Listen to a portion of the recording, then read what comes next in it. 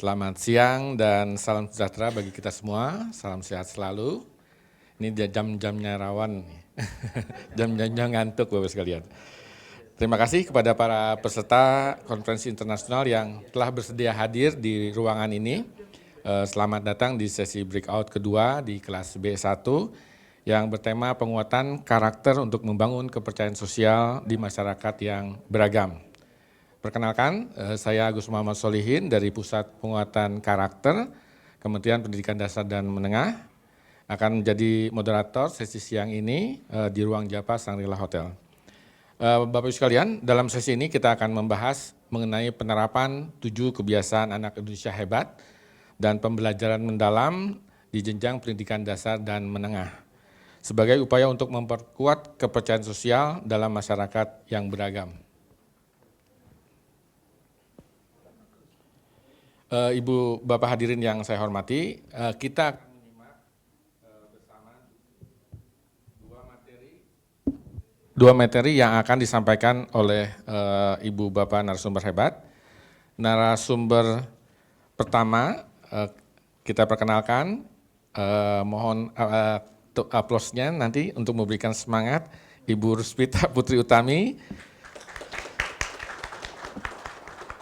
Beliau sebagai Kepala Pusat Penguatan Karakter, Kementerian Pendidikan Dasar dan Menengah, akan menyampaikan materi tentang menumbuhkan karakter melalui pembiasaan baik di tengah keberagaman.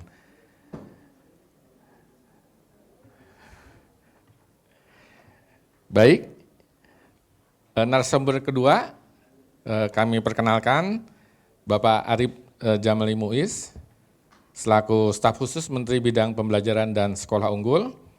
Beliau akan menyampaikan materi terkait membangun kohesi sosial melalui pendidikan karakter yang inklusif.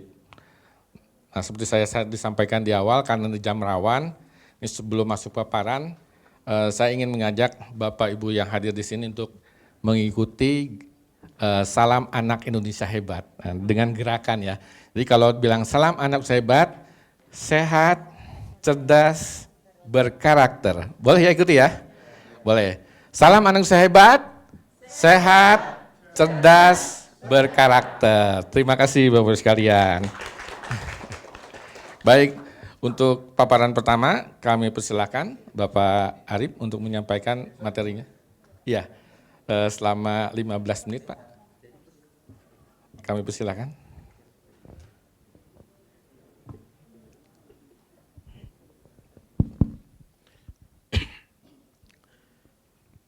Assalamualaikum warahmatullahi wabarakatuh.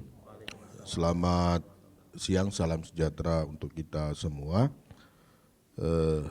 Bapak-bapak, ibu-ibu yang saya hormati, Bu Prita, Kepala Pusat Penguatan Karakter Kementerian Pendidikan Dasar dan Menengah. Bapak Ibu sekalian, izinkan saya secara singkat ingin menyampaikan 3 hal yang menurut saya penting untuk menjadi bahan diskusi, dan saya tidak akan lama supaya nanti punya kesempatan jika ingin didiskusikan. Saya sudah menyampaikan tentang PPT, slide yang bisa disampaikan. Yang pertama, tentu di ASEAN dan Indonesia keberagaman agama, suku, gitu ya, ras, kelompok dan seterusnya itu realita, itu given dari Tuhan kepada bangsa kita dan kawasan ASEAN. Dan Pak Menteri kemarin mengatakan dalam konteks keberagamaan itu merupakan siap. Ya, memang lebih enak berdiri. Lebih itu jadi sesuatu hal yang menurut kami menjadi bagian penting dalam konteks hubungan di Indonesia maupun di kawasan ASEAN. Next. Saya kira ini next saja. Saya tidak. Nah, Bapak Ibu sekalian, tantangan keberagaman ini harus disikapi oleh kita, terutama mungkin yang berada di sekolahan, Bapak Ibu guru, sebagai pendidik, ataupun yang terlibat dalam konteks pendidikan, karena pendidikanlah yang menjadi modal utama untuk menjadikan anak-anak kita sadar akan keragaman ini. Karena kalau tidak, maka dalam mindset dan cara berpikir anak-anak kita, itu menjadi cara berpikir yang homogen, yang ke depan tentu sangat membahayakan keberagaman atau anugerah Tuhan yang diberikan kepada bangsa Indonesia maupun kawasan ASEAN. Nah, dalam Astacita Presiden Republik Indonesia dan Wakil Presiden Gibran, itu ada Astacita yang ke-8 tentang sumber daya manusia yang oleh Kementerian Pendidikan Dasar dan Menengah itu diterjemahkan dalam, tadi saya ingin menyampaikan 3 hal penting bagaimana keberagaman ini itu bisa menjadi bahan di sekolahan untuk membuat anak-anak kita menjadi sadar. Nah, yang pertama adalah pendidikan karakter yang ada di Kementerian Pendidikan Dasar dan Menengah. Nah, pendidikan karakter itu sebenarnya filosofinya itu sangat sederhana. Next, proses pembentukan karakter itu. Pertama, pertama ada model pembiasaan yang dilakukan oleh anak-anak. Dari pembiasaan itu muncul kebiasaan. Setelah itu dari kebiasaan itu ada kepribadian yang muncul. Dan kepribadian itulah yang kemudian membentuk peradaban. Nah, kami memunculkan 7 kebiasaan anak Indonesia hebat. Nah, di antara 7 kebiasaan anak Indonesia hebat itu, nanti mungkin Bu Kapus, Bu Prita bisa menjelaskan lebih banyak. Ada satu hal yang menurut saya penting, baik dari bangun pagi hingga tidur cepat, ya, 7 kebiasaan itu bangun pagi, beribadah, berdoa, ketiga berolahraga, makan makanan yang bergizi, giat belajar, bermasyarakat, dan tidur cepat. Nah, yang selalu kita ingat selalu tidur cepat. Itu penting. Jadi kalau rapat-rapat jangan sampai malam, karena kalau terlalu malam itu melanggar peraturan menteri.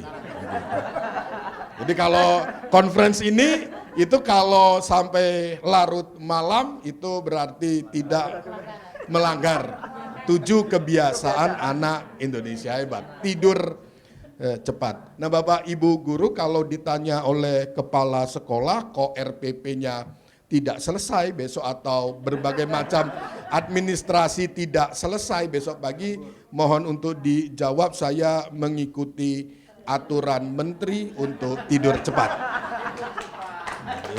Itu nanti bisa disampaikan ke kepala sekolahnya. Kalau ada ini kalau di sini ada kepala sekolah bisa disampaikan ke pengawas. Next, ya ini tadi. Nah, dari 7 kebiasaan anak Indonesia hebat itu, maka kebiasaan yang ke-6 itu menjadi poin penting, bermasyarakat, gitu. Maka anak-anak itu harus dibiasakan bermasyarakat, karena problemnya anak-anak kita pulang sekolah sekarang bawaannya gadget, handphone di dalam kamar, dan ketika dia berhubungan dengan teman, itu anak-anak sudah mengatakan kami bersosialisasi kok. Begitu. Dari mana? Lah saya chat di grup, begitu ngobrol. Padahal bukan itu, kita ingin mengembalikan model kita dulu, generasi yang dunia dalam berita gitu. Kalau di anak-anak sekarang kan dunia itu dalam genggamannya. Kalau kita dunia dalam berita yang disiarkan sejam, nah itu sudah 9 malam itu sudah ketahuan angkatannya. Setelah dunia dalam berita ada Aneka Ria, nah sudah tahu sudah sangat tahu. Nah,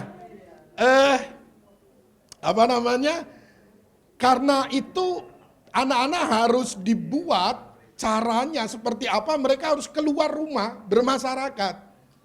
Gitu. Kalau masyarakat yang dulu di kampung itu kan ada TPA gitu ya. Kalau di masjid-masjid gitu ya, ada TPA atau di gereja mungkin di mana pokoknya anak harus keluar dan bermasyarakat dan itu harus dirancang. Nah, nanti yang terakhir saya ingin bicara bagaimana kementerian membuka peluang untuk merancang itu. Itu yang pertama. Jadi karakternya adalah 7 kebiasaan anak Indonesia hebat. Yang kedua, kebijakannya ada pada pembelajaran mendalam. Gitu ya, deep learning, pembelajaran mendalam. Pembelajaran mendalam yang berkesadaran, bermakna dan menggembirakan itu harus ada pada olah pikir, olah rasa, olah hati, dan olahraga. Olahraga itu kinestetik ya, kesehatan bergerak. Jadi pembelajaran itu harus ada ini. Gitu ya. Nah, ada 8 dimensi profil lulusan. Yang di dalamnya juga ada tentang kolaborasi, ada komunikasi, ada bekerja sama dan seterusnya. Nah, pola pembelajarannya adalah pola pembelajaran yang bermakna. Pembelajaran yang bermakna itu adalah pembelajaran yang relate dengan kehidupan nyata anak. Bermakna itu kan kalau punya punya manfaat. Bermakna itu kalau sesuatu itu bisa diterapkan dalam kehidupan. Nah, kalau tadi bermasyarakat dalam bentuk 7 kebiasaan anak Indonesia hebat, kalau ini ditarik dalam pembelajaran di dalam kelas dan menggunakan pendekatan pembelajaran mendalam, deep learning, maka pembelajarannya juga tidak boleh lepas dari konteks kehidupan. Itu yang sekarang sedang dilatihkan. Jadi kalau pembelajaran agama tidak boleh hanya teori tentang agama, tetapi dia harus praktek dan ada di dalam masyarakat itu. Nah, bentuknya nanti terakhir, caranya. Nah, next. Habis kelihatannya. Nah, pembelajaran mendalam itu ada pada 3. Pertama, memahami. Kedua, mengaplikasi. Baru yang ketiga, merefleksi. Harus begitu semua mata pelajaran. Sosiologi, fisika, kimia, ekonomi. Berangkat dari memahami. Tapi setelah itu tidak boleh berhenti memahami. Harus ada upaya, cara agar anak-anak bisa mengaplikasikan. Maka akan jadi bermakna. Terakhir, dia harus merefleksikan.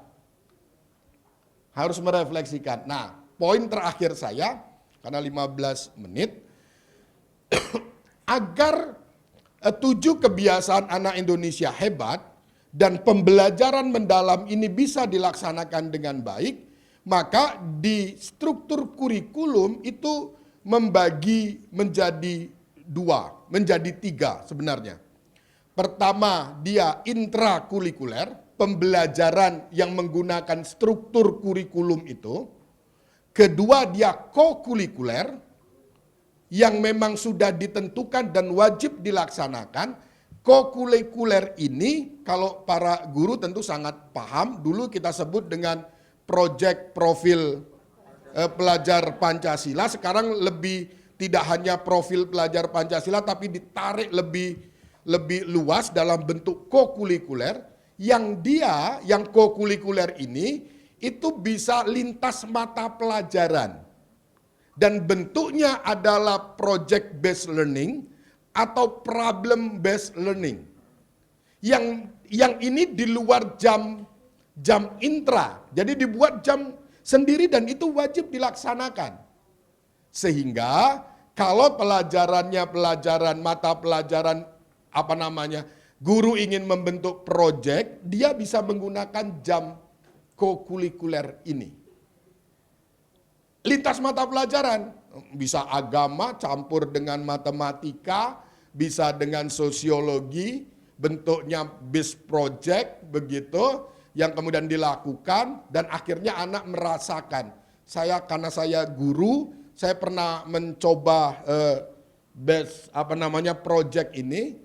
Contohnya saya dulu melaksanakan anak-anak, temanya itu tentang sosial, tentang charity, donasi ya, amal begitu ya, bakti sosial begitu, kayak gitu itu. Tapi dibentuk agar paham bahwa ini nilai-nilai kemanusiaan, bukan hanya agama begitu. Maka bakti timnya itu beda masing-masing agama, karena sekolah saya negeri. Lalu yang tempat mereka untuk bakti sosial itu harus tempat yang kalau mayoritasnya di sana agama Islam, kelompok itu, maka tempat dia bakti sosial itu di tempat yang bukan satu agama dengan mereka. Jadi saya tidak mengajak mereka ke gereja kayak ini, tapi ke tempat bakti sosial karena ingin menanamkan bahwa kegiatan ini adalah nilai kemanusiaan. Pak Mas Kuri waktu saya di sekolah Muhammadiyah, membimbing di sekolah Muhammadiyah, membentuk yang sama, karena satu homogen dan Muhammadiyah, maka ke panti asuhannya harus ke panti asuhan NU. Gitu. Jangan panti asuhan Muhammadiyah, panti asuhan NU, supaya tahu bahwa ternyata juga ada loh orang yang berbeda. Gitu. Banyak loh orang yang berbeda. Nah, itu dilakukan dalam bentuk kokurikuler. Nah, dengan begitu memungkinkan bahwa melalui mohon maaf, 1 menit lagi. Ya, melalui learning experience yang langsung ini, anak-anak kemudian punya kemampuan dan sekarang difasilitasi oleh Kementerian Pendidikan Dasar dan Menengah, baik dari sisi konsep 7 kebiasaannya, karakternya, maupun difasilitasi melalui proses pembelajaran di dalam kelasnya. Terima kasih. Baik, terima kasih Pak Arif. Kita berikan aplaus sekali lagi. Tadi secara runtut sekali Pak Arif sudah menyampaikan bagaimana tantangan keragaman, ya, keberagaman tidak hanya di Indonesia tapi juga di ASEAN, dan pemerintah kita menjawab tantangan tersebut dengan adanya Astacita ke-8 khususnya Pak Arif ya. Kemudian Kemdikdasmen menerjemahkan itu dengan adanya proses penguatan karakter melalui pembiasaan. Jadi dari proses pembiasaan jadi kebiasaan, dan harapannya kemudian dilakukan secara konsisten menjadi karakter, kemudian menjadi satu peradaban. Kemudian dari proses pembiasaan tadi ada poin penting ya yang dibahas terkait dengan keberagaman adalah terkait dengan kebiasaan bermasyarakat. Dan semua proses itu tentu saja harus mempertimbangkan konteks prinsip pembelajaran mendalam yang berkesadaran, bermakna, dan juga menggembirakan. Dan terakhir tadi dalam konteks pengalaman belajar, anak-anak harus paham, kemudian mengaplikasikan, juga melakukan refleksi. Dan semua itu diterapkan melalui intra, ko, dan ekstrakurikuler. Baik, baru sekali lagi, kemudian nanti selanjutnya kami persilakan Ibu Rusmitra Putri Utami yang kemudian akan memperkuat terkait apa yang tadi disampaikan oleh Pak Arif. Silakan. Baik, terima kasih Pak Agus, izin berdiri. Bismillahirrahmanirrahim, Assalamualaikum warahmatullahi wabarakatuh. Selamat siang, Shalom, Om Swastiastu, Namo Buddhaya, Salam Kebajikan, Rahayu. Baik Bapak Ibu, tadi disampaikan oleh Pak Agus, ini memang jam rawan, tapi mudah-mudahan Bapak Ibu tetap semangat ya. Nanti kalau agak ngantuk, kelambaikan tangan. Ya, baik. Meneruskan apa yang sudah disampaikan oleh Pak Arif, Bapak dan Ibu. Mengapa penguatan pendidikan karakter melalui proses pembiasaan ini menjadi sangat penting, terutama di kehidupan yang memang sangat heterogen. tidak bicara hanya di Indonesia, tapi kalau kita bicara ASEAN bahkan juga global, pasti luar biasa tingkat keberagamannya. Nah, mengapa kemudian penguatan karakter ini menjadi sangat penting untuk ditanamkan kepada anak-anak kita? Karena memang makin kesini tantangannya makin luar biasa, Bapak Ibu. Kita di sini mungkin sepakat ya, kalau kita bicara tentang investasi, sepertinya investasi pendidikan ini juga menjadi salah satu hal yang paling penting di samping tentu saja investasi kesehatan. Kita lanjut ke slide berikutnya. Bicara tentang investasi pendidikan Bapak dan Ibu, mungkin fokus di bangsa Indonesia di tahun 2045 kita punya cita-cita besar mencapai Indonesia emas. Nah, tentu saja berarti ini 20 tahun yang akan datang. 20 tahun yang akan datang artinya adalah anak-anak kita yang saat ini ada di bangku sekolah yang akan melanjutkan estafet pembangunan bangsa Indonesia. Begitu juga di negara lain. Tentu saja bagaimana kita melakukan proses pendidikan kepada anak-anak kita itu akan mempengaruhi bagaimana nasib bangsa Indonesia ataupun negara lain, bagaimana akan dibawa bangsa Indonesia ke depan. Nah, anak-anak kita yang saat ini duduk di bangku pendidikan, itu kita harus tahu karakternya Bapak Ibu. Mereka adalah Gen Z dan Gen Alpha. Karakter Gen Z dan Gen Alpha ini adalah, mereka adalah anak-anak yang lahir di tahun 97 sampai 2012, sedangkan untuk Gen Alpha itu adalah di atas 2013. Mereka punya karakteristik sangat kreatif, kemudian juga cukup kritis terhadap isu sosial, tapi di sisi yang lain mereka juga memiliki karakter lain, yaitu sejak mereka lahir sebenarnya sudah cukup terpapar pada keberagaman. Agak berbeda pada mungkin generasi saya kebetulan milenial.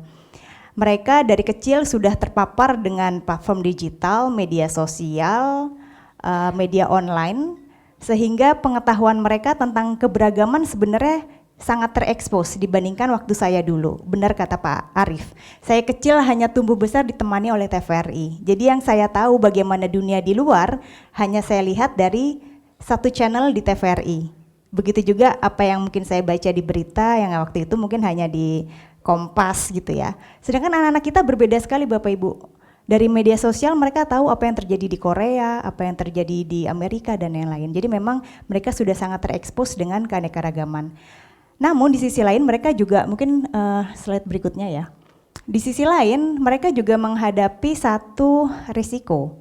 Jika kita tidak menanamkan karakter yang kuat tentang bagaimana menghargai keberagaman, misalnya mereka terpapar paham yang intoleran, tentu akan sangat berbahaya sekali. Justru akan lebih berbahaya daripada generasi yang sebelumnya. Ini ada beberapa kasus yang mungkin juga Bapak Ibu simak gitu ya di pemberitaan-pemberitaan kasus-kasus intoleransi juga masih terjadi. Nah, ini adalah tantangan kita bersama Bapak Ibu, bagaimana kita menanamkan anak-anak kita rasa toleransi, rasa menghargai perbedaan, justru merayakan perbedaan. Ini yang harus kita tanamkan sejak dini. Karena mereka memang akan banyak berinteraksi dengan keberagaman, baik itu budaya, agama, latar belakang ekonomi dan lain-lain. Lanjut. Nah, ini juga menjadi salah satu fenomena saat ini, walaupun pada saat saya bicara pada anak-anak Gen Z ataupun Alpha gitu ya, mereka sebenarnya nggak setuju dibilang generasi strawberry. Bapak Ibu mungkin juga pernah dengar ya. Ini ditulis oleh Pak Renald Kasali, jadi disampaikan bahwa memang anak-anak Gen Z ini karakternya seperti strawberry, kelihatan keren dari luar gitu ya, tapi sebenarnya sangat rapuh. Jadi pada saat menghadapi tantangan, masalah, mereka cenderung cepat breakdown, cepat putus asa. Nah, ada beberapa pengaruh Bapak Ibu mengapa ini terjadi. Salah satunya sebenarnya adalah pola asuh. Banyakan orang tua saat ini memang sangat menyayangi anaknya, tapi terlalu menyayangi anaknya.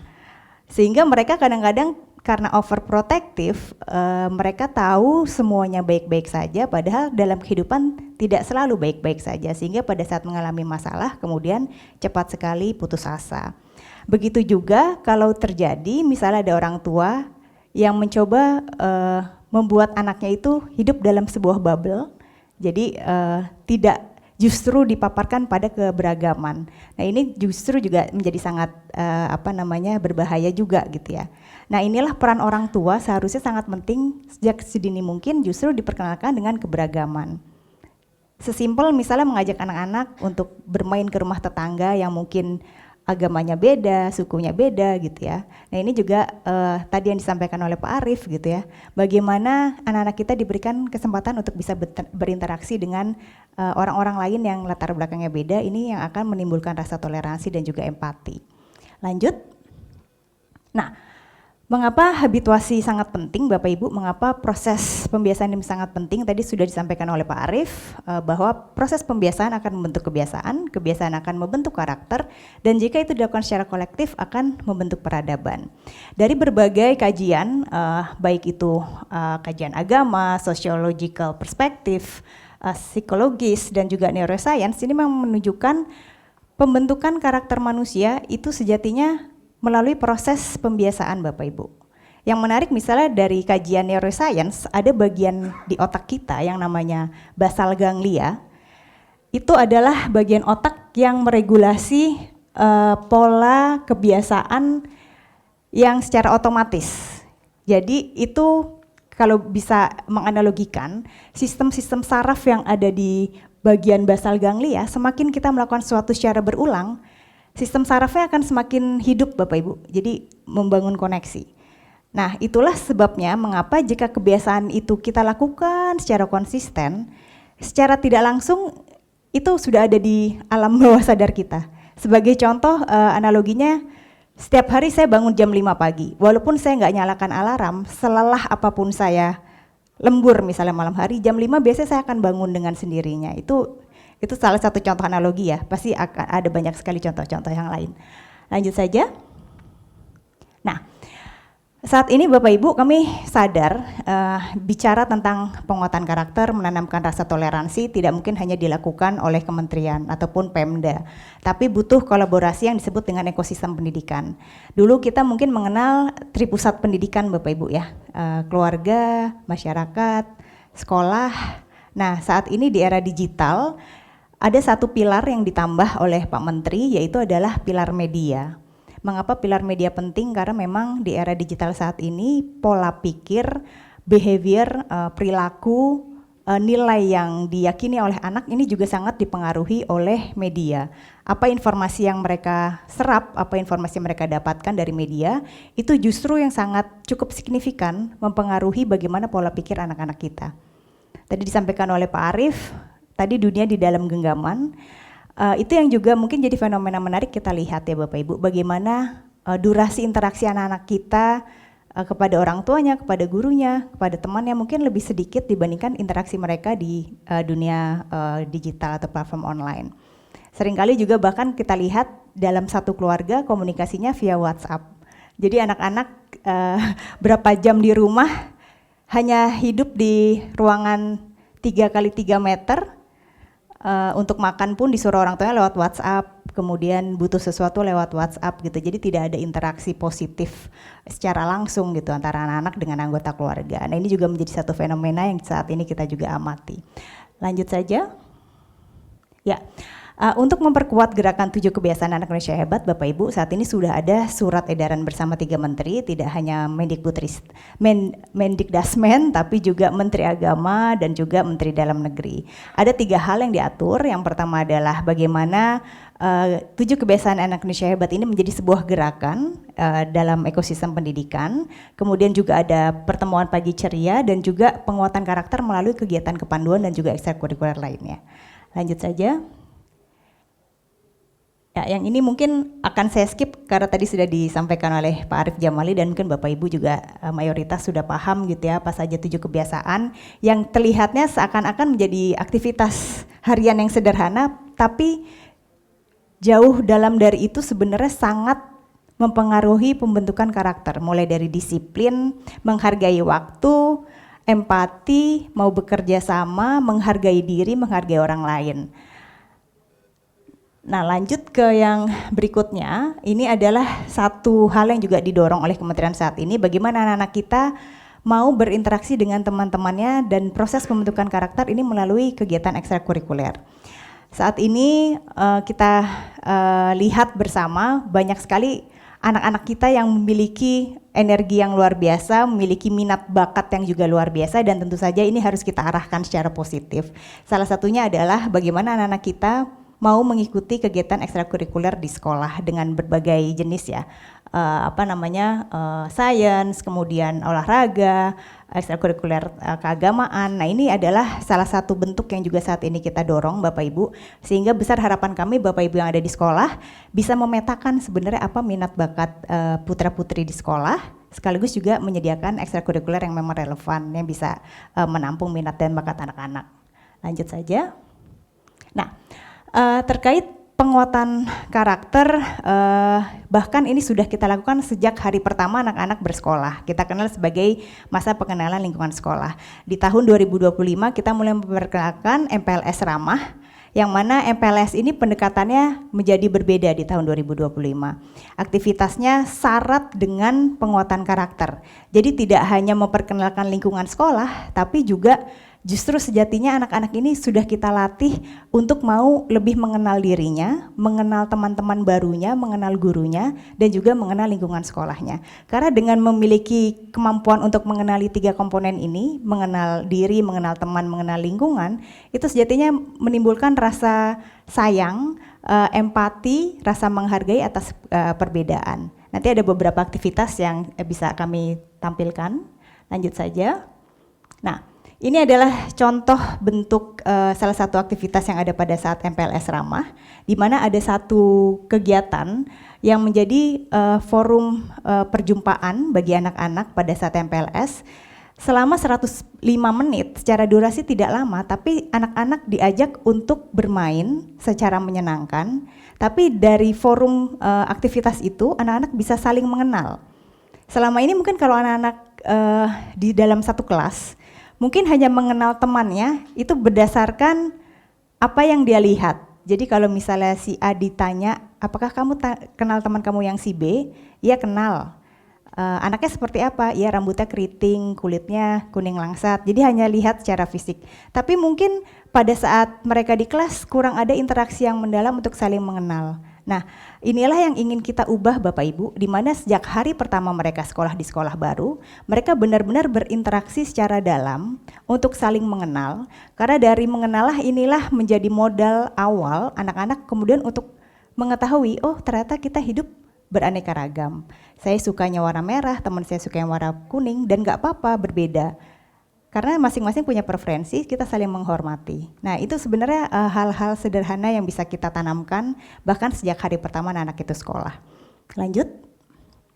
Nah, ini adalah salah satu juga yang sudah kita siapkan Bapak Ibu. Saya harap Bapak Ibu di sini mungkin juga ada yang sudah menggunakan, yaitu modul kebinekaan global. Waktu itu sudah kita sematkan di platform Merdeka Mengajar, saat ini menjadi rumah pendidikan. Modul ini secara garis besar sebenarnya menjadi pegangan guru untuk bisa mengenalkan anak-anak tentang nilai-nilai toleransi melalui 5 aspek. Terkait kebinekaan global, kemudian kebinekaan nasional, kebinekaan personal, kemudian juga bagaimana keanekaragaman di sekolah dan bagaimana kemudian memiliki visi menjadi sekolah yang damai. Sampai dengan tahun lalu ini sudah diakses lebih dari 285.000 guru yang juga sudah menggunakan modul ini. Lanjut saja. Ini juga menjadi satu perangkat yang sudah kita kembangkan Bapak Ibu, di mana ada kumpulan aktivitas kreatif untuk guru, berisikan berbagai rujukan kegiatan yang mana durasinya tidak panjang, hanya 10 sampai dengan 20 menit Bapak Ibu bisa gunakan di kelas. Bentuknya semacam ice breaking, permainan dan lain-lain, tapi permainan itulah sebenarnya yang mengenalkan anak-anak tentang nilai toleransi, menghargai, saling menyayangi dan lain-lain. Nah, ini juga dimanfaatkan oleh Bapak Ibu guru. Lanjut. Ini juga contoh Bapak Ibu beberapa media edukasi yang sudah kita kembangkan, karena kami juga yakin anak-anak ini sangat efektif untuk melakukan edukasi publik melalui media-media kreatif yang kita sebarluaskan juga melalui media sosial. Ini contohnya adalah dalam bentuk komik, dalam bentuk infografis dan lain-lain yang nilai-nilainya adalah syarat tentang toleransi. Lanjut saja. Sudah habis ya? Oke. Ini juga contoh lain Bapak Ibu. Lanjut saja. Ya, ini juga contoh lain, kita juga bekerja sama dengan konten kreator. Seperti ini sudah akhir ya. Coba next ya, betul. Terima kasih. Saya kembalikan kepada Pak Agus. Ya. Baik, terima kasih. Kita berikan aplaus kepada Ibu Prita.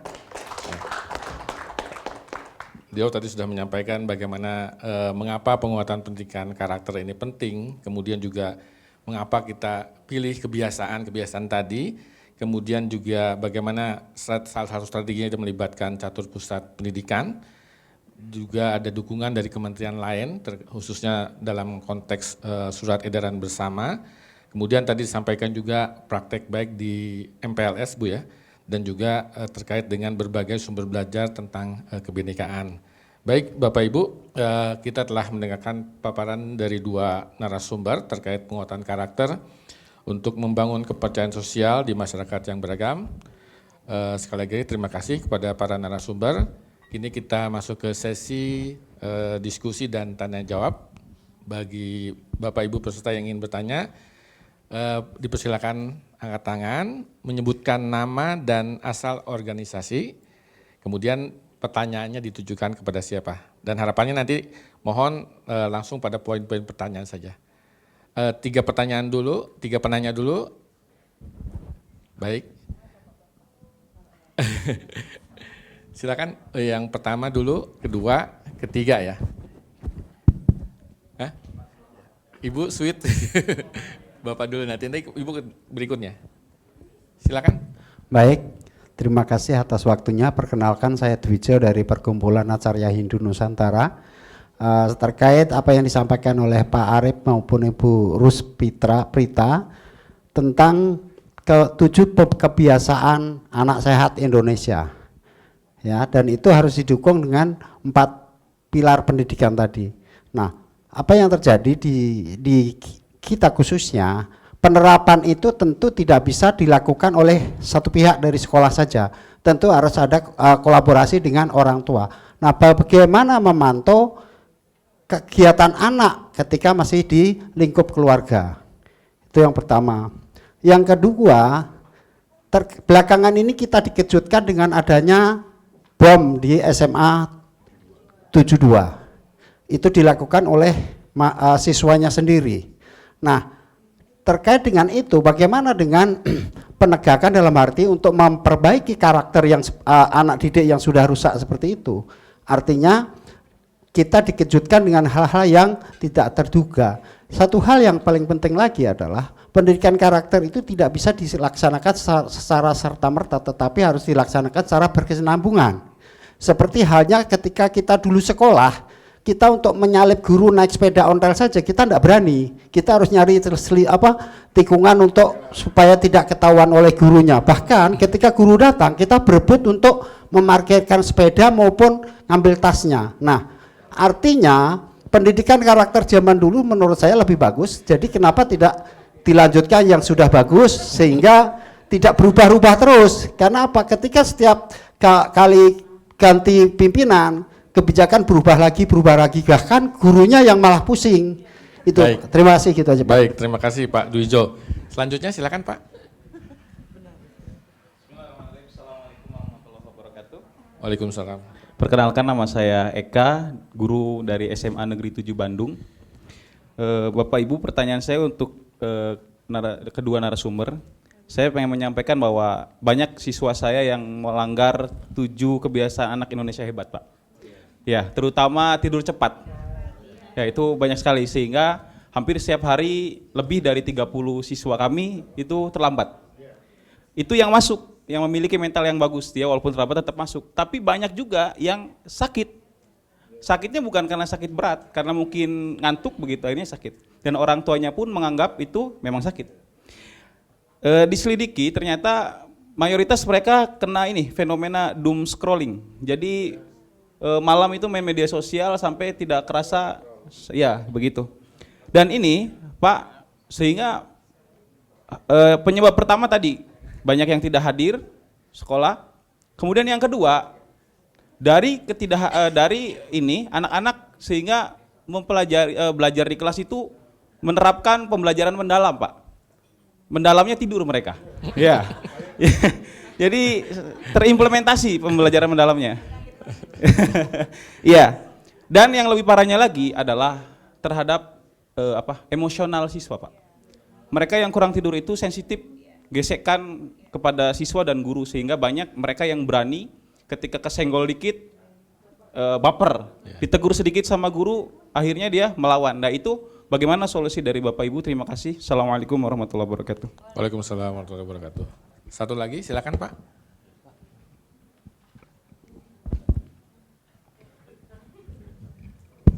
Assalamualaikum warahmatullahi wabarakatuh. Waalaikumsalam. Nama saya Mas Kuri dari Lembaga Pengembangan Pesantren Pimpinan Pusat Muhammadiyah. Mendengar paparan dari dua narasumber, saya kira luar biasa ini kebijakan Kementerian Dasmen. Biasanya kebijakan itu dari pusat bagus ya, tapi implementasinya ini yang 7 kebiasaan anak Indonesia hebat luar biasa. Kemudian juga pendekatan deep learning luar biasa. Ini semuanya akan bermuara pada guru sebagai agent ya, agent dari pembelajaran di kelas. Konteksnya pendidikan sekolah kan otonomi daerah ya. Nah, sering kebijakan pusat itu tidak nyampe di daerah itu. Sekarang baru kebijakan ini baru 1 tahun kan.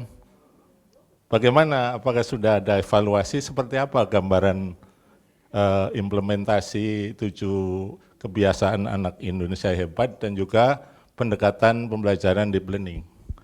Kemudian di Kementerian Agama juga mengenalkan kurikulum agama berbasis cinta. Bagaimana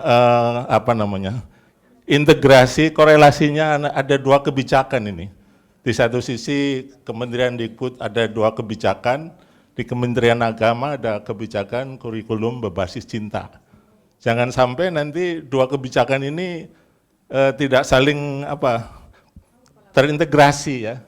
Ini menjadi beban guru di lapangan. Terima kasih. Baik, terima kasih Pak Mas Kuri.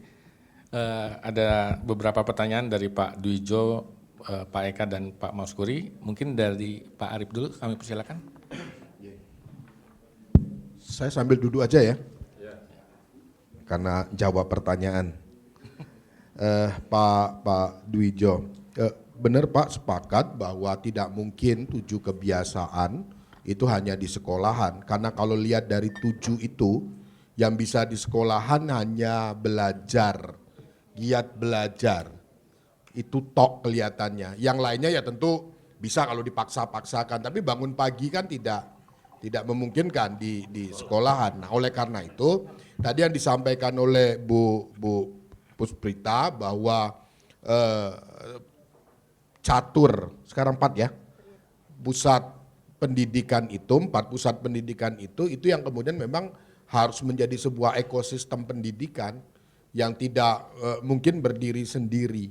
Di Bali itu ada satu sekolah untuk supaya bisa memantau anak-anak, sekolah itu membuat aplikasi yang berkoordinasi dengan orang tua untuk memantau perkembangan dan kegiatan anak di pagi hari. Jam berapa dia bangun, bermasyarakat apa tidak, dan itu kemudian dari aplikasi itu wali kelas bisa kemudian memantau dan mendiskusikan dengan orang tua tentang kegiatan-kegiatan anak-anak ini. Nah, memang ruang dialog guru, ruang dialog sekolah dengan orang tua itu harus lebih digiatkan, dan sekarang ruang dialog itu jadi ruang dialog bisnis. Itu parah memang ekosistem, dan itu harus diubah. Jadi kalau orang tua itu sudah menyekolahkan anak, dianggap ya sudah tanggung jawab sekolah, guru gitu loh. Dan karena bisnis, kalau anaknya kayak kita kalau beli sesuatu, kalau yang kita beli itu cacat kan kita protes. Nah, kalau misalnya anaknya diperlakukan dalam tanda petik tidak layak begitu menurut pandangan orang tua, maka karena ini prosesnya bisnis, dia protes. Mengadukanlah ke ombudsman, mengadukanlah, bukan sebagai ruang dialog. Padahal pendidikan itu adalah ruang dialog. Nah ini yang menurut saya butuh kerjasama untuk membangun ruang dialog antara sekolahan, guru dengan orang tua. Gitu. Ini yang menurut, karena dulu kan ruangnya ruang dialog.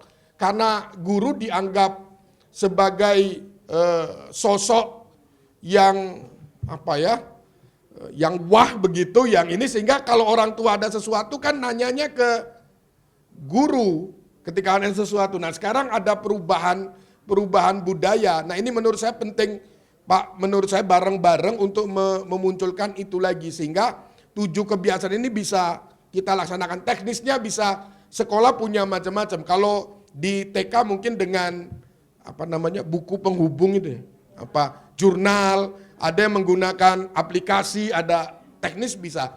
Tapi intinya ruang dialog ini harus terus digelorakan sehingga sekolah dan orang tua bisa membangun bersama-sama. Bagaimana guru di apa tadi?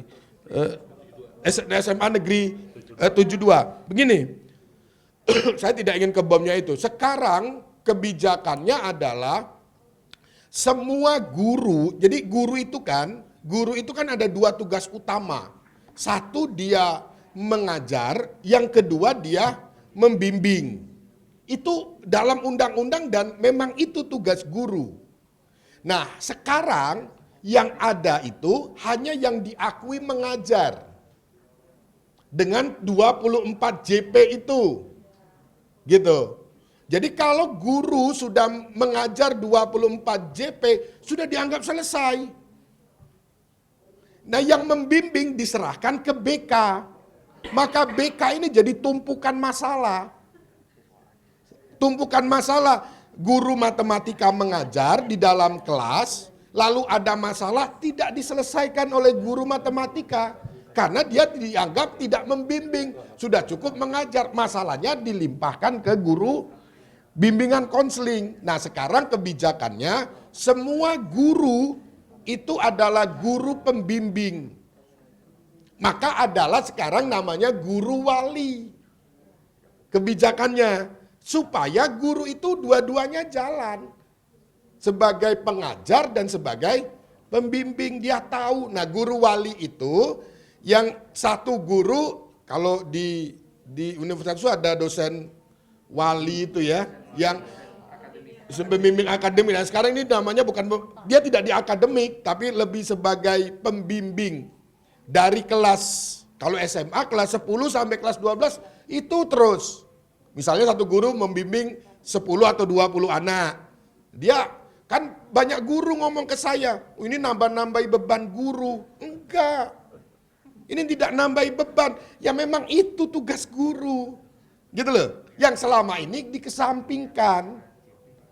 Jadi enggak nambah. Ini menegaskan kembali tugas guru. Ya pilihan guru ya begitu. Saya sebenarnya karena saya ini guru, ya kalau tidak mau membimbing ya jangan jadi guru. Tapi kan nggak baik ngomong kayak gitu. Nanti kan viral. Saya dihujat oleh banyak guru nanti. Padahal saya guru. Gitu loh. Saya ingin mengatakan begitulah. Kalau nggak mau, wah ini nambah-nambahi beban. Gaji kami sudah kecil dan sebagainya. Iya benar, tahu memang gaji kita nggak besar-besar banget. Begitu. Tapi memang tugas kita ya bimbing itu. Lalu, tapi sudah lama saya tidak ngajar semenjak jadi staf sus. Makanya saya agak khawatir ngomong kayak gitu. Ini mentang-mentang jadi staf sus jadi ngomongnya begitu. Ya itu Pak. Jadi kira-kira kebijakannya semua guru harus membimbing. Nah, pendidikan karakter ya sebenarnya sih kalau berubah terus-menerus sih ya juga enggak Pak sebenarnya. Sekarang ini tidak ada perubahan yang kurikulumnya tetap kok tidak berubah kurikulum kita, tetap kurikulum Merdeka dan tetap ada yang masih 13 tetap 13.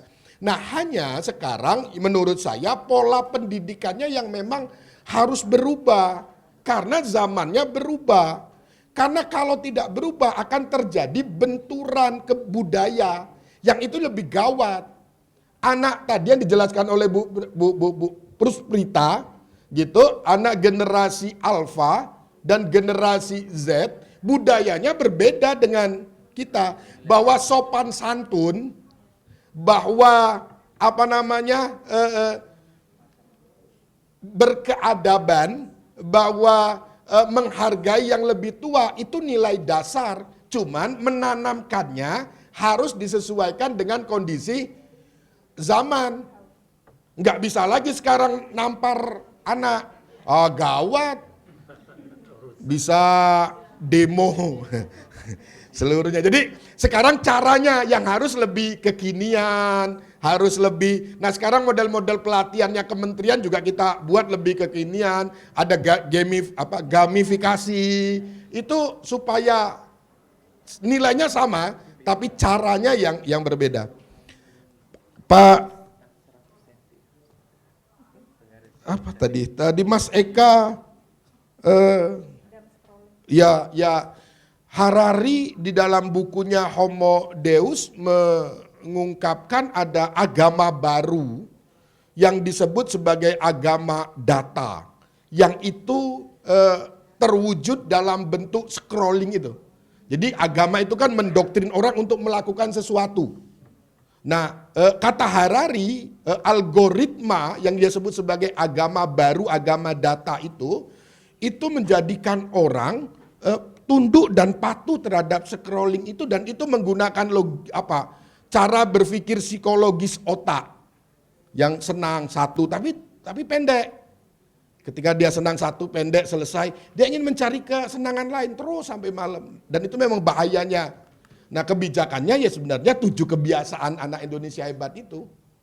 Nah bekerja sama orang tua, kecuali kalau pesantren kayak Pak Mas Kuri, kalau pembina pesantren. Nah kalau pesantren kan bisa ditentukan. Maka sekarang boarding school itu marak lagi, diminati oleh masyarakat. Termasuk sekolah Garuda itu boarding, yang sekolah unggul itu. Karena tadi bisa memanfaatkan 24 JP. Terakhir Pak Mas Kuri, bagaimana saya setuju implementasinya guru, dan sekarang Kementerian Pembelajaran Mendalam itu kan logikanya kan sama. Transformasi pendidikan itu bisa berjalan kalau dari dalam kelas. Itu logikanya, kenapa yang dirubah pendekatannya. Nah bagaimana 7 kebiasaan implementasinya, saya kira Bu Sprita. Nah yang deep learning sekarang sedang berjalan Pak, untuk disosialisasikan ke guru-guru. Hasilnya kalau pelatihannya dianggap baik oleh guru-guru, tapi implementasi ke siswanya karena baru diterapkan Juli sampai Desember besok ini untuk sosialisasi fasilitator tingkat nasional daerah, nanti mungkin bisa kita lihat akhir tahun ajaran untuk melihat apakah punya dampak bagi anak-anak atau tidak. Kalau punya dampaknya di mana, kalau kurangnya di mana, nanti bisa kita evaluasi. Makasih Pak, itu. Baik, terima kasih Pak Arif. Dilanjutkan Bu Ruspita, kami persilakan. Sepertinya sudah sangat lengkap ya Pak Arif. Mungkin saya menambahkan sedikit Bapak Ibu. Jadi menjawab pertanyaan Pak Dwijo, betul sekali Pak. Terkait 7 kebiasaan anak Indonesia hebat, kita mengeluarkan beberapa buku panduan. Jadi ada buku panduan untuk kepala sekolah dan guru, mulai dari jenjang PAUD sampai dengan SMA, SMK, bahkan juga SLB. Tapi ada satu khusus buku panduan untuk orang tua Pak. Di dalamnya ada orang tua khusus jenjang PAUD, SD, SMP, SMA, SMK, SLB. Mengapa buku panduan ini dibuat Bapak Ibu? Karena betul sekali, justru aktor utama untuk melakukan pembiasaan baik ini awalnya itu harus dari keluarga Bapak Ibu. Guru dan kepala sekolah meneruskan seharusnya apa yang menjadi kebiasaan di rumah. Terutama untuk bangun pagi dan tidur cepat. Bapak Ibu guru pasti nggak mungkin datang satu-satu ke sekolah ke rumah anak-anak kan. Apakah bangunnya tepat waktu kan nggak mungkin. Itu memang ranahnya orang tua. Sehingga memang keluarga ini penting sekali untuk dikuatkan. Salah satu tools yang sudah kita buat, ini juga tadi Pak Arif sudah sampaikan, dalam buku panduan kita sudah siapkan jurnal. Ini kalau di bulan Ramadan kita kan biasa ada jurnal ya, anak-anak sudah sholat, nanti orang tua paraf, guru paraf gitu kan. Ini kurang lebih pendekatannya sama. Itu adalah jurnal yang sangat sederhana Bapak Ibu, hanya saja memang praktik baik yang kami temukan, sekolah ini luar biasa kreatif. Jadi mereka mengmodifikasi, ada yang pakai stiker-stiker, love-love, bunga-bunga gitu ya. Ada juga yang lebih jauh lagi, lebih advance, mereka bangun aplikasi walaupun bentuknya sederhana, tapi bisa dipantau oleh orang tua dan juga guru. Nah, menjawab juga tadi pertanyaan berikutnya ya tentang keterlambatan. Sebenarnya untuk bangun pagi dan tidur cepat, walaupun tidak bisa di monitoring langsung oleh guru, tapi sebenarnya ada indikator-indikator yang Bapak Ibu guru bisa lihat. Misalnya pada saat murid-murid datang ke sekolah, apakah tepat waktu atau terlambat? Kalaupun tepat waktu, apakah sudah dalam keadaan yang siap untuk belajar? Apakah berpakaiannya rapi? Apakah sudah kelihatan mandi? Banyak yang datangnya udah aut-autan, nggak kelihatan mandi, berarti itu sebenarnya kemungkinan besar bangunnya kesiangan, nggak sempat mandi, pakai baju seragam, lari-lari ke sekolah. Nah itu sebenarnya indikator-indikator yang bisa Bapak Ibu lihat. Dan jika memang Bapak Ibu merasa ada alarm ya, atau ada indikator anak-anak ini mungkin kesulitan untuk mengimplementasikan, Bapak Ibu punya kewenangan juga untuk berkomunikasi dengan orang tua dari peserta didik tersebut. Nah kemudian terkait tadi ya dam scrolling ya, Pak Eka. Jadi memang setuju sekali ini kasus yang banyak sekali dialami oleh anak-anak kita. Kenapa tidur cepat ini menjadi satu kebiasaan dan mengapa bangun pagi ini juga menjadi kebiasaan yang sangat kita dorong. Karena kita sebenarnya melihat fenomena itu Pak Eka. Saat ini anak-anak kita itu juga dikenal sebagai nokturnal. Jadi justru kebalik. Malam pagi bangun, pagi-pagi ngantuk, tidur sampai siang. Itu biasanya mereka mungkin Sabtu Minggu ya, dan itu sebaiknya tidak dilakukan karena nanti akan merusak kebiasaan dari Senin sampai Jumat. Dan ini juga sangat mempengaruhi daya fokus anak-anak kita. Tadi disampaikan oleh Pak Arief, mereka scrolling biasanya memang hanya beberapa hitungan detik, tapi itu ternyata mempengaruhi daya fokus anak-anak. Jadi Bapak Ibu apakah sudah tahu ada jeda ceria seperti senam otak yang dikeluarkan oleh kementerian? Itu sebenarnya salah satu strategi kami di kementerian untuk mengeluarkan satu aktivitas di jeda-jeda antara pembelajaran, sebenarnya untuk mengembalikan fokus anak-anak. Kita sebutnya sebagai jeda ceria, tapi itu sebenarnya adalah senam otak. Pada saat senam otak itu kita juga melibatkan ahli neuroscience, dan ternyata saya juga agak terkejut, ternyata menurut si ahli neuroscience ini ada penelitian di UK kalau nggak salah, ternyata tuh daya fokus anak-anak kita itu lebih rendah daripada daya fokus ikan koi Bapak Ibu.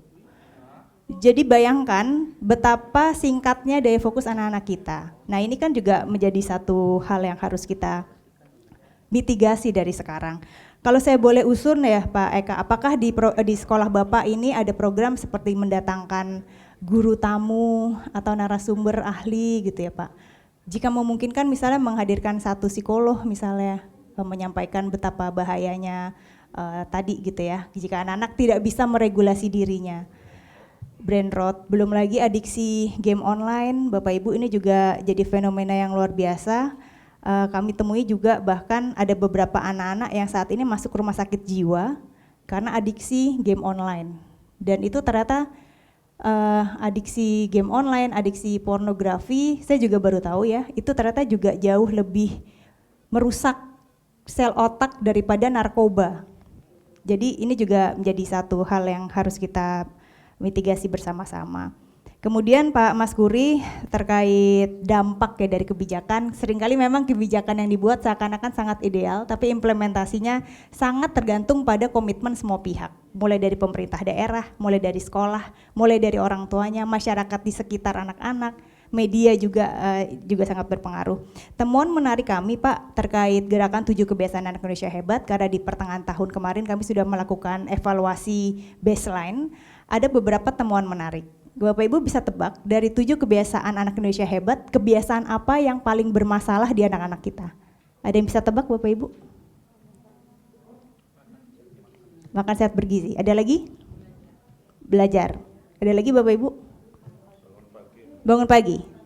Ternyata yang paling bermasalah itu semuanya bermasalah betul Pak, tapi ada yang paling bermasalah. Ini menjadi masalah paling pertama untuk anak jenjang PAUD sampai dengan SMA SMK adalah berolahraga. Jadi ternyata anak-anak kita tuh emang beneran mager Bapak Ibu, malas gerak. Jadi dari PAUD pun itu udah menjadi yang paling merah sampai dengan SMA SMK. Dan ini sangat relevan dengan temuan cek kesehatan gratis ya dari Kemenkes.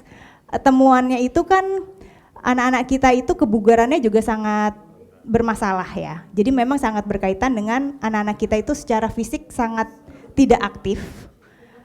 Mungkin tiduran sambil scrolling saja gitu ya, sehingga memang kebiasaan untuk berolahraga ini benar-benar harus kita tingkatkan ya. Mengapa itu kemudian Kementerian Pendidikan Dasar Menengah juga mengeluarkan Senam Anak Indonesia Hebat Bapak Ibu. Benar-benar ingin mengajak anak-anak kita untuk aktif bergerak. Zaman dulu kan kita ada SKJ ya Bapak Ibu ya, SKJ 88, SKJ 92, sampai ingat gerakannya karena ikut lomba juga. Nah kita ingin sekali sebenarnya anak-anak kita ya balik kayak kita dulu itu Pak, Bu, masih mau gerak gitu ya, masih mau bermain secara aktif. Kemudian temuan menarik lainnya adalah ternyata dari 7 kebiasaan ini masing-masing itu saling mempengaruhi Bapak Ibu. Jadi tidak berdiri sendiri. Nah, apakah Bapak Ibu tahu kebiasaan apa yang paling mempengaruhi kebiasaan yang lain? Beribadah. Ada lagi Bapak Ibu? Tidur cepat. Ternyata yang paling signifikan mempengaruhi kebiasaan yang lain adalah makan. Betul, itu adalah kebutuhan utama manusia adalah makan sehat dan bergizi. Jadi kalau anak-anak ini sudah punya kebiasaan makan sehat bergizi, itu ternyata punya dampak positif terhadap kebiasaan yang lain. Nah, masalahnya pada saat kami melakukan evaluasi, temuannya apa Bapak Ibu? 45% anak SMK itu setiap hari makan mie instan. Setiap hari Bapak Ibu. SMA 42%. Jadi bukannya memban mie instan ya Bapak Ibu ya. Tapi ada loh makanan lain yang lebih sehat, gado-gado, urap gitu ya. Nah ini jadi PR ya Bapak Ibu ya. Dengan dia mengkonsumsi makanan yang instan dan lain-lain tentu sangat mempengaruhi kesehatan. Kalau sudah nggak sehat gimana mau belajar secara fokus dan optimal. Jadi memang ini temuan-temuan sementara ya Pak ya. Saat ini kami juga tengah melakukan evaluasi dampak. Mungkin nanti pasti akan ada hal-hal lain yang harapannya juga bisa memperkuat dan memperbaiki, menyempurnakan kebijakan kita. Mungkin itu Pak respon saya, terima kasih. Baik, terima kasih. Oke Pak, kurikulum antara Kemenak ya tadi saya nyatet, kurikulum cinta. Saya pernah 2 kali, tapi kalau pembicaraan membahas untuk sinergikan kedua ini saya kok belum pernah ya, tapi baru sekali saya. Tetapi setelah melihat sebenarnya kurikulum berbasis cinta itu lebih pada bagaimana mengajar, mendidik itu dengan landasan-landasan cinta kasih gitu. Sebenarnya lebih pada itu. Jadi dia tidak punya taksonomi tertentu gitu ya, mau solo atau mau apalah ya. Dia tidak menggunakan, tapi bagaimana pola hubungan siswa dan guru itu punya hubungan, ini jangan disalahartikan ya, jangan hubungan cinta begitu. Jadi nanti ada kasus lagi guru sama siswa gitu. Nah itu yang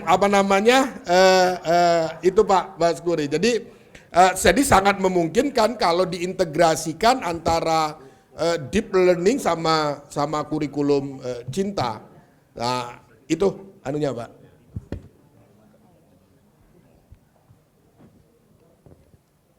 Baik, ada tambahan mungkin dari Bu Kapus? Iya, saya mau menambahkan yang tadi pertanyaan Pak Dwijo yang kasus SMA 72 ya Pak ya. Ya, isu kekerasan ini memang saat ini semakin hari kayak semakin beritanya kok makin menyeramkan ya. Banyak kasus-kasus yang sepertinya 10-20 tahun lalu tuh nggak pernah terbayangkan akan terjadi, terus kejadian gitu di hari ini. Ini juga menjadi concern besar dari kami di kementerian. Saat ini kita memang sudah punya regulasi Permendikbudristek 46 tahun 2023 Pak Dwijo. Hanya saja memang kalau kita lihat lagi dari regulasi ini pendekatannya sangat struktural, sehingga ada arahan dari Pak Menteri untuk mengevaluasi kembali karena harapannya sebenarnya pencegahan penanganan kekerasan ini sejatinya akan sangat baik jika pendekatannya adalah bukan struktural tapi kultural dan partisipatif dan juga humanis. Jadi saat ini arah kebijakan dari Pak Menteri adalah bagaimana kita bisa menciptakan lingkungan sekolah yang aman, nyaman, dan gembira. Tadi sudah disampaikan oleh Pak Arief, ada beberapa intervensi kebijakan yang menjadi prioritas Kementerian saat ini adalah melalui pelatihan guru BK dan juga pelatihan ke-BK-an untuk guru-guru kelas dan juga guru-guru mata pelajaran dengan harapan beliau bisa menjadi guru wali. Tapi saat ini yang juga sebentar lagi akan kami percepat ini adalah pendekatan teman sebaya, peer to peer atau sahabat sebaya. Harapannya nanti di setiap sekolah entah anak dari OSIS atau anak-anak dari ekstrakurikuler pramuka atau dari PMR, dari UKS dan lain-lain, ini bisa menjadi sahabat sebaya yang bisa memberikan dukungan psikologis awal bagi teman-temannya yang lain. Banyak anak-anak yang mungkin punya masalah dibawa dari rumah, tapi tidak mungkin ia ceritakan pada gurunya, apalagi pada orang tuanya, sehingga memang tempat yang mungkin dirasa nyaman untuk dia cerita adalah teman-teman yang lain. Nah, teman sebaya atau sahabat sebaya ini harapannya bisa memberikan dukungan psikologis awal, tapi juga sekaligus nanti bisa menjadi penyambung ke guru atau orang dewasa yang dipercaya. Harapan nanti di setiap sekolah Bapak Ibu ini ada ekosistem dan juga jejaring yang terbangun antara tadi murid-murid yang menjadi sahabat sebaya, antara guru BK dan juga guru wali. Harapannya memang pelibatan semua ya, termasuk juga komite sekolah, orang tua, juga media gitu ya. Jadi memang arah kebijakannya nanti akan lebih melibatkan semua yang ada di ekosistem sekolah. Mungkin itu tambahan dari saya, Pak Agus. Terima kasih. Baik, terima kasih. Kita berikan aplaus Bapak Ibu sekalian. Menarik. Ya, menarik sekali diskusi dan tanya jawab tadi yang sudah disampaikan oleh kedua narasumber. Mohon maaf Bu, ini tidak karena waktunya juga terbatas, mungkin kita bisa mengakhiri kegiatan sesi ini Bapak sekalian. Namun sebelumnya saya ingin mengajak kembali untuk tadi salam anak Indonesia hebat sebagai pengingat kita semua bahwa apa yang kita upayakan tadi misalnya kolaborasi berbagai pihak itu tujuannya adalah membentuk anak yang sehat, cerdas dan berkarakter. Salam anak Indonesia hebat, sehat, cerdas, berkarakter. Baik, kita berikan aplaus sekali lagi kepada pemateri Ibu Rusprita, terima kasih. Pak Arief, terima kasih. Selanjutnya Bapak sekalian, nantinya akan diberikan waktu untuk istirahat selama 30 menit. Kemudian kopi break tersedia di ballroom, di depan ballroom. Karena Bapak Ibu sekian nanti akan mengikuti kegiatan panel ke-6 di pukul 15.15 di ballroom. Jadi diharapkan sudah berada di ballroom 15.10 Bapak sekalian ya. Dan bagi Bapak Ibu yang menggunakan interpreter di booth bisa dikembalikan di depan ya. Terima kasih. Mungkin ada foto bersama? Ya. Baik, kami persilakan. Terima kasih. Assalamualaikum warahmatullahi wabarakatuh.